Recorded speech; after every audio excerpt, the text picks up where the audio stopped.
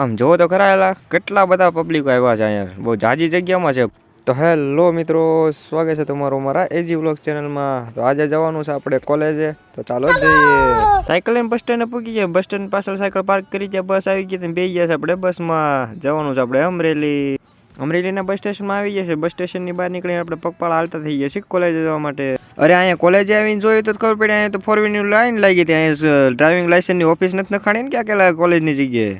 અહીંયા તો એલા નિશાને મારેલા છે 4 વ્હીલને કી બાજુ જવાનું છે. હજી ઓલી 2 4 વ્હીલ ગઈ ત્યાં તો અહીંયા 1 2 ને 3 4 વ્હીલ તો આવી ગયો હોય ને, વાહે બીજી 4 વ્હીલ આવતી હતી તો અલગ જ. આ ગજેરા કેમ્પસમાં કંઈક મોટું ફંક્શન હોય એવું જ લાગે છે. આપણે જવું જોઈએ ફંક્શનમાં. ત્યારબાદ આપણે કોલેજની અંદર બેગ મૂકીને આપણે મિત્રગણ નીકળી ગયા છે ફંક્શન જોવા માટે.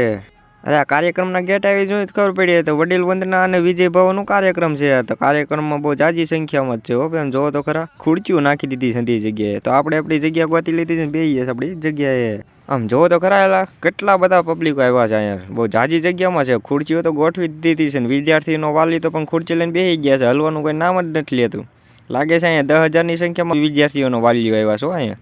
અરે એ ફંક્શન તો મોટે લગ્ન હાલેનું. તો આપણે બસ આવતી ત્યાં આપણે નીકળી ગયા છે અમરેલી બસ સ્ટેન્ડ જવા માટે. આપણે અમરેલીના બસ સ્ટેશન આવી ગયા છે ને આપણે ધારી જવા માટેની બસ મળી ગયા છે ને બેસી ગયા છે આપણે બસની અંદર.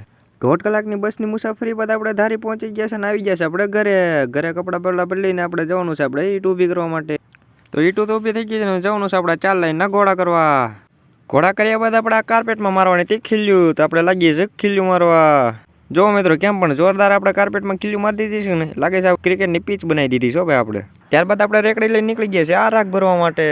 રાખ તો ભરાઈ ગયા છે ને જવાનું છે આપણે ગામમાં. ગાડી લઈને નીકળી ગયા છે આપણે ગામમાં ખરીદી કરીને આપણે ઘરે આવી ગયા છે. તો આ સાથે આજનો આપણો બ્લોગ અહીંયા સમાપ્ત કરીશું. તો મળીએ આપણે બીજા બ્લોગમાં.